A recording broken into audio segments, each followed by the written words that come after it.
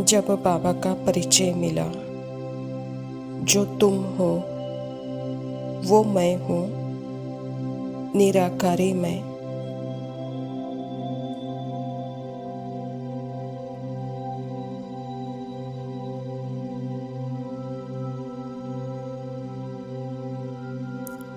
निराकारी मतलब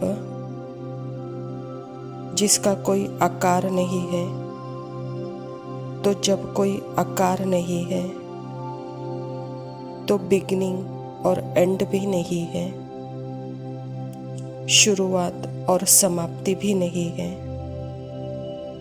मतलब आदि और अंत भी नहीं है।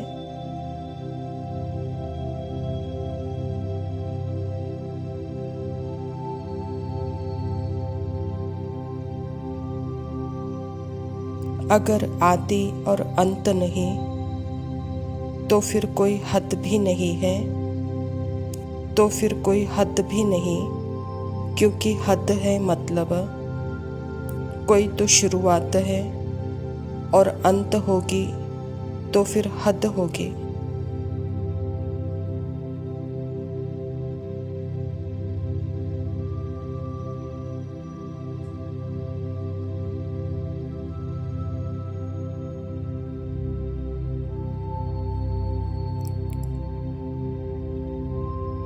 जब शुरुआत और अंत ही नहीं है तुम्हारा, तो तुम अपने अनादि निराकार सत्य को जानो, जिसका ना आदि है ना अंत है।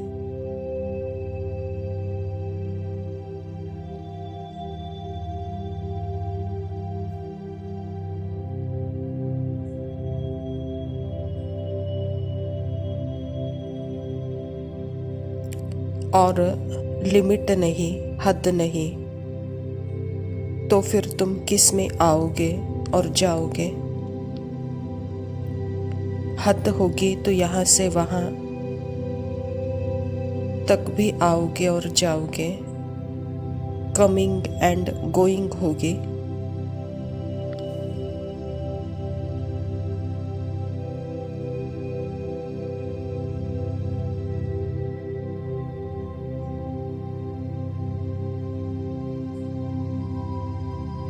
पर जब कोई हद ही नहीं, सीमा ही नहीं, सीमा ही नहीं बेहद की, हद और बेहद से भी पार इनफैक्ट, तो तुम्हारा अपना वह सत्य जब तुमने जाना, तो तुम स्पेस में भी नहीं, तो स्पेस में तो जैसे यह ऑब्जेक्ट्स होते हैं।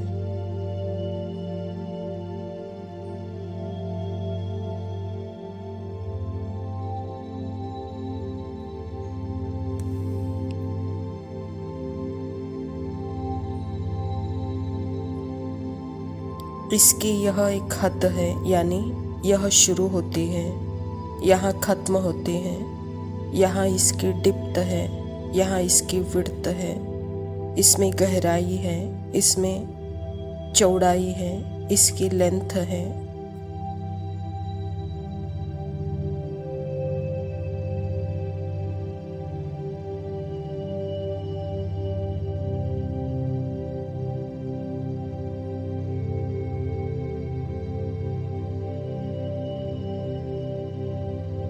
और इसकी एक बाउंड्री भी है, तो यहाँ से वहाँ जा सकते हैं।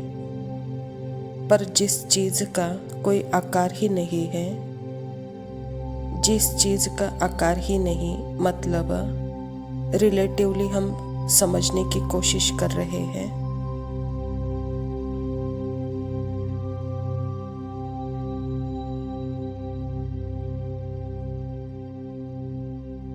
पर जिस चीज़ का कोई आकार ही नहीं, तो अब जिसका कोई आकार ही नहीं, अब हम उसका मिसाल देते हैं स्पेस का।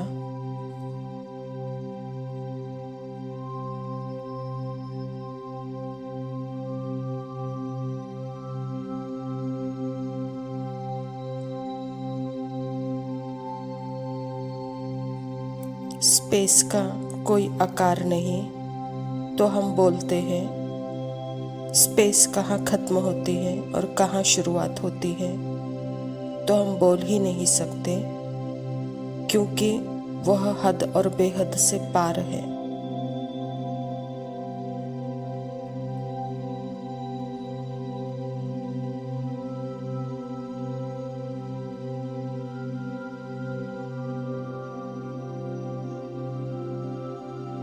यह है मिसाल। हम यह नहीं बोल रहे हैं कि हम स्पेस हैं, हम यह मिसाल दे रहे हैं।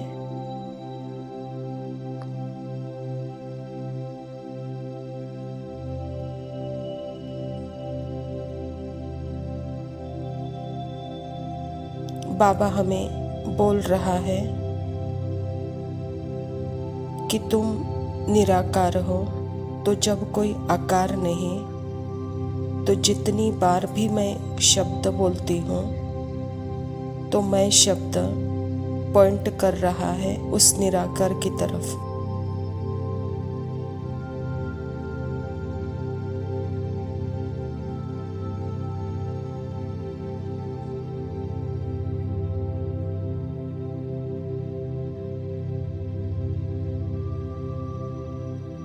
पॉइंटर है मैं शब्द। तो जितनी बार तुम सोचते हो, बोलते हो मैं शब्द, तो कभी कभी मुझे कोई नाम से पुकारते हैं, बुलाते हैं, तो सीधा बाबा की तरफ देखती हूँ, क्योंकि मन में तो नाम रूप का आकार है। और उस भाव से अगर मैंने सुना तो स्वाति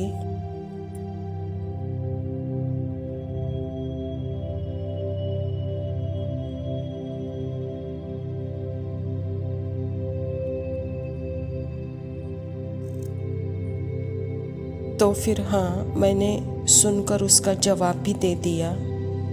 तो फिर सीधा मैं आकारी बन गई और टाइम स्पेस में आ गई।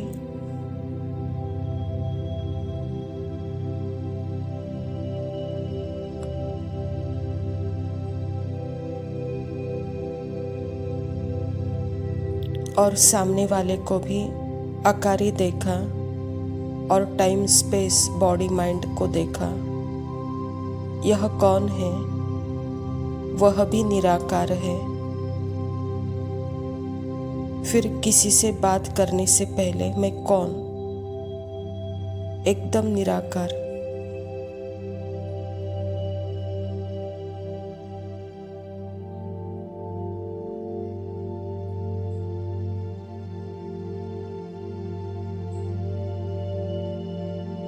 और जैसे ही निराकार शब्द आता है, इस माइंड ने देखा तो आकार खत्म हो जाता है परमात्मा में, और सारी कहानियाँ खत्म हो जाती है परमात्मा में। टाइम स्पेस खत्म हो जाता है परमात्मा में।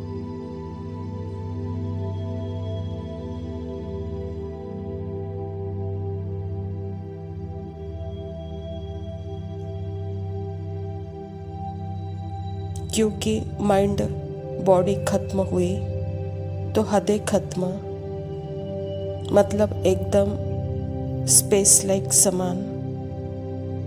यह मैं स्पेस भी नहीं हूँ, पर स्पेस लाइक बीइंग की भावना जागृत होती है।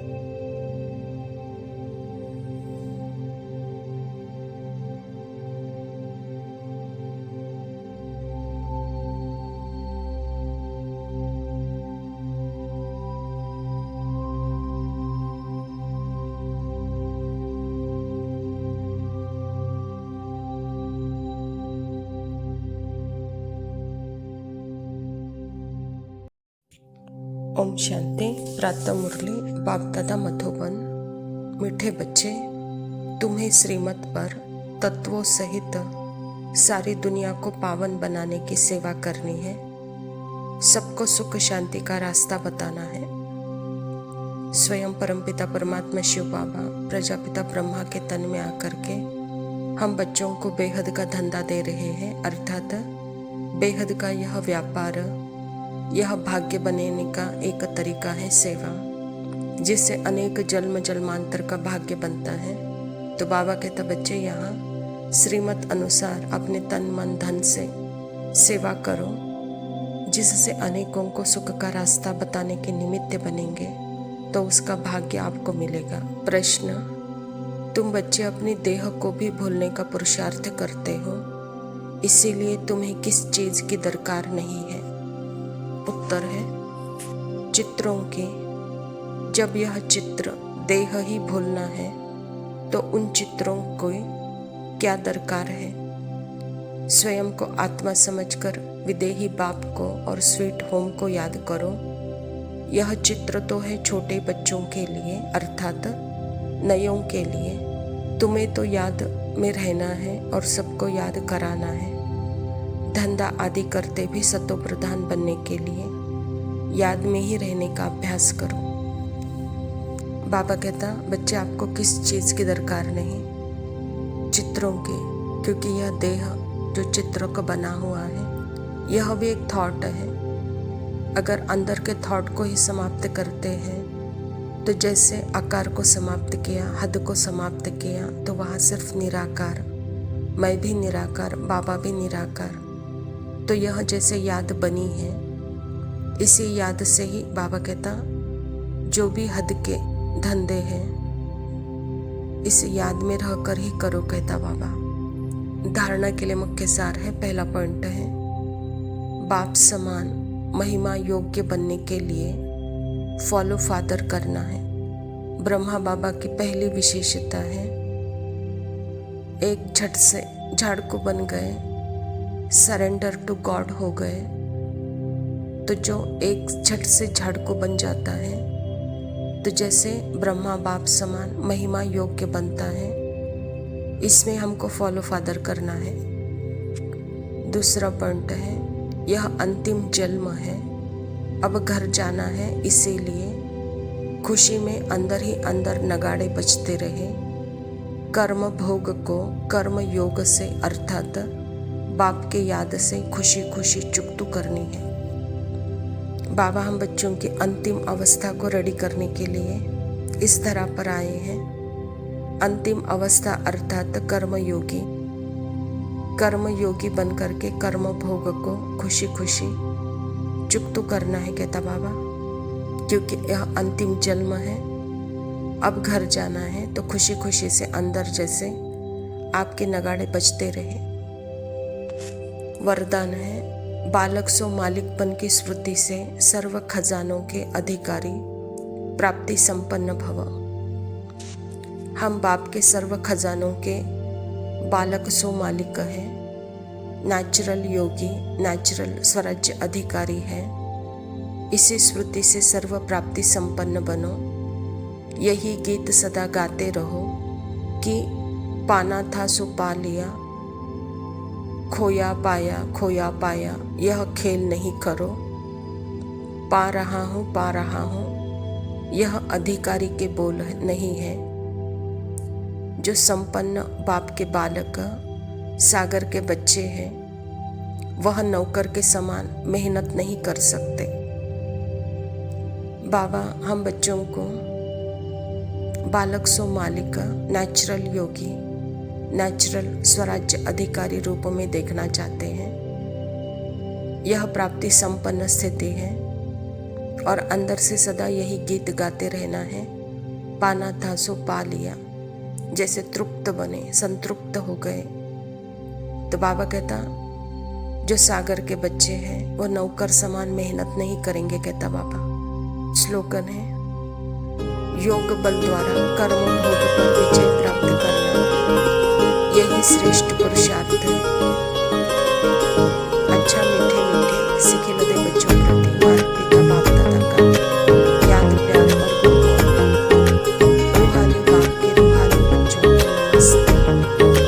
हम रूहानी बच्चों की चंद्रमा ललाट जागे, जटाओं में गंगा सोए, तेरे जैसा आदि योगी हुआ है न होगा कोई।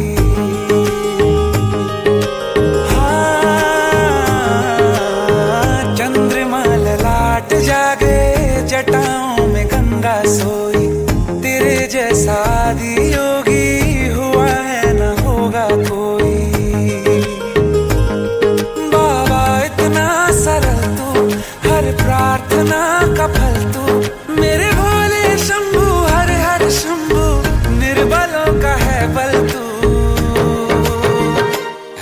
माटी के दिए हम तो हवा से कैसे टकराते, तेरे हाथों ने घेरा है नहीं तो कब के बुझ जाते। माटी के दिए हम तो हवा से कैसे टकराते, तेरे हाथों ने घेरा है नहीं तो कब के बुझ जाते।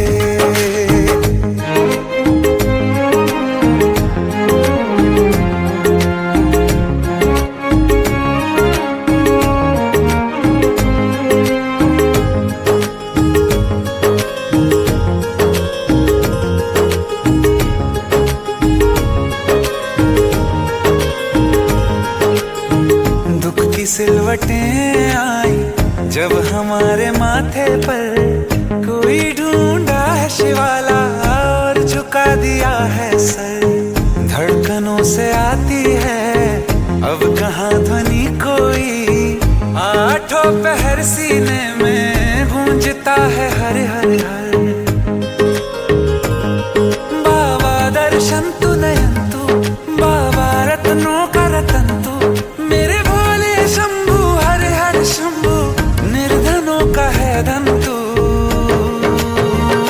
तेरे पग में न झुकते तो उठा के सर न जी पाते, तेरे बिन कौन है मरुथल में भी जो मेघ बरसा दे।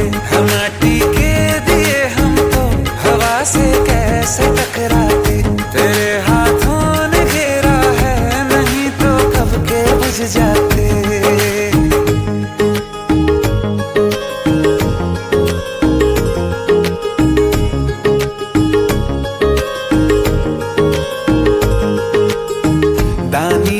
दानी है तू सारी सृष्टि याचक है, नाथ भय उसे है किसका जो तेरा उपासक है। आते जाते रहते हैं धूप छाँव से नाते, तू पिता है तेरी करुणा जन्म से चिता तक है। बाबा जीवन तू मरण